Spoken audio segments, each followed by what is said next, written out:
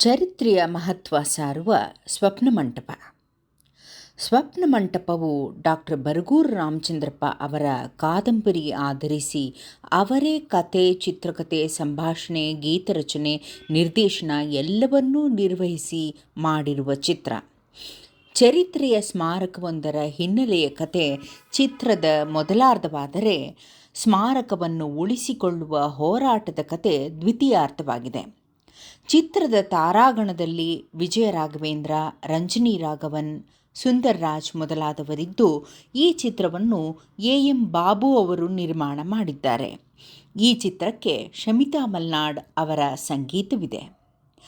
ಕಥಾನಾಯಕಿ ಮಂಜುಳಾ ಚರಿತ್ರೆಯ ಸ್ಮಾರಕವಾದ ಸ್ವಪ್ನಮಂಟಪವಿರುವ ಗ್ರಾಮದ ಶಾಲಾ ಶಿಕ್ಷಕಿಯಾಗಿ ಬರುತ್ತಾಳೆ. ಅವಳು ಉಳಿದುಕೊಳ್ಳುವ ಮನೆಯ ಯಜಮಾನ ಸಿದ್ದಪ್ಪನವರ ಮಗನೇ ಕಥಾನಾಯಕ ಶಿವಕುಮಾರ್. ಇತಿಹಾಸದಲ್ಲಿ ಆಸಕ್ತಿ ಇರುವ ಮಂಜುಳಾಗೆ ಶಿವಕುಮಾರನಿಂದ ಸ್ವಪ್ನಮಂಟಪದ ಬಗೆಗೆ ತಿಳಿಯುತ್ತದೆ.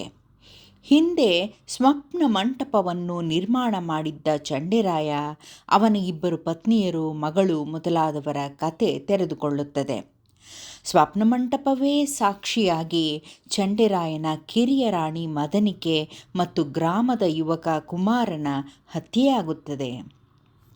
ಈ ಸಾವುಗಳು ತ್ರಿಕೋನ ಪ್ರೇಮ ಕಥೆಯ ಪರಿಣಾಮವಾಗಿ ಆಗುವಂಥವು. ಆನಂತರದಲ್ಲಿ ಜನಮಾನಸದಲ್ಲಿ ಆ ಸ್ವಪ್ನಮಂಟಪದ ಬಗೆಗೆ ನಾನಾ ಕಥೆಗಳು ಹುಟ್ಟಿಕೊಂಡಿರುತ್ತವೆ. ಸದ್ಯ ಭೀಮರಾಜು ಎಂಬುವವನು ಆ ಮಂಟಪವಿರುವ ಜಾಗ ತನ್ನ ಪೂರ್ವಿಕರ ಆಸ್ತಿಯೆಂದೂ ಅದನ್ನು ಒಡೆಸಿ ರೆಸಾರ್ಟ್ ಕಟ್ಟುವುದಾಗಿಯೂ ಮುಂದಾಗುತ್ತಾನೆ.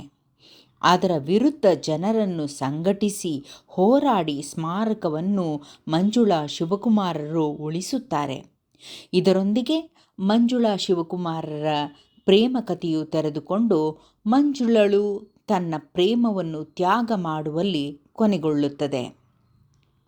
ನಾಯಕಿ ರಂಜನಿ ರಾಘವನ್ ಅವರು ತಮ್ಮ ಸಂದರ್ಶನವೊಂದರಲ್ಲಿ ಸ್ವಪ್ನಮಂಟಪದ ಕುರಿತು ಮಾತನಾಡುತ್ತಾ, ಬರಗೂರು ರಾಮಚಂದ್ರಪ್ಪನವರು ಹೇಗೆ ಪ್ರತಿ ದೃಶ್ಯದ ಚಿತ್ರೀಕರಣಕ್ಕೂ ಮೊದಲು ಪಾಠ ಮಾಡುವಂತೆ ಕಲಾವಿದರಿಗೆ ವಿವರಿಸುತ್ತಿದ್ದರು ಎಂದು ಶ್ಲಾಘಿಸಿ, ಆ ಕ್ರಮವನ್ನು ತಾವೂ ತಮ್ಮ ನಿರ್ದೇಶನದ ಡಿಕ್ಕಿಯಲ್ಲಿ ಅನುಕರಣೆ ಮಾಡಿರುವುದಾಗಿ ಹೇಳಿಕೊಂಡಿದ್ದಾರೆ.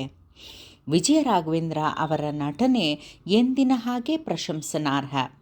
ಶಮಿತಾ ಮಲ್ನಾಡ್ ಅವರ ಸಂಯೋಜನೆಯ ಹಾಡುಗಳೆಲ್ಲ ಚೆನ್ನಾಗಿವೆ.